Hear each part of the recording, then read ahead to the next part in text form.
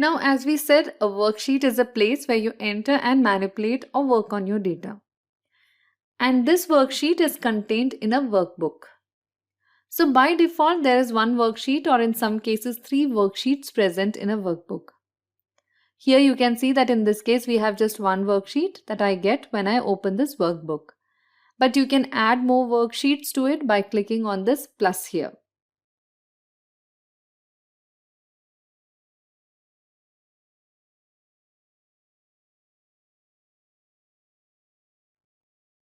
Now, if you right click on any particular sheet, you get a lot of options to perform on that sheet.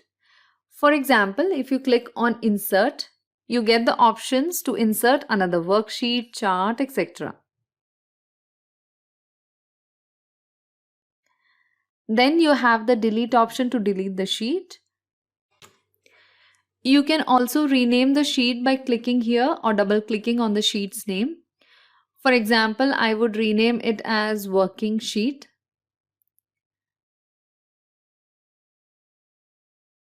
So it's renamed now.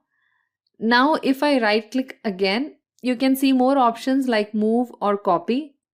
For example, if you want to move a copy of this worksheet, you can check this box, Create a Copy.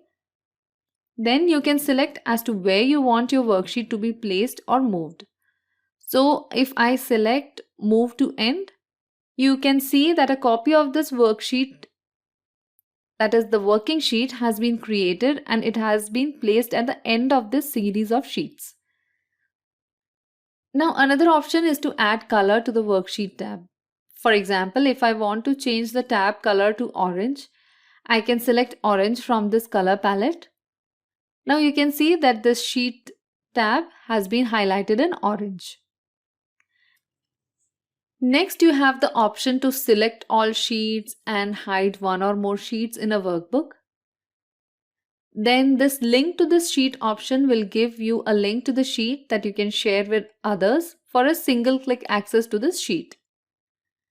Finally, if you go to Show Changes, you can see what all changes have been done to your worksheet and by whom. Now let us talk about protecting a worksheet. For that, as we have already seen, there is a Protect Sheet option. Now if I click on this, you can see that we have the option to set a password that should be used to unprotect this sheet. Below this, we have a list of actions that we can allow the users to have by checking the boxes against them. So for example, we can see that a user that opens this password protected sheet, they are able to only select both locked and unlocked cells. Now apart from this, if I want the user to be able to also perform sort, I will check this box and click OK, which will allow the user to perform sorting activities on the data in the sheet. I hope that now you have a pretty good idea about the options you have that you can perform on a worksheet. Now another way to protect the workbook is to go to File,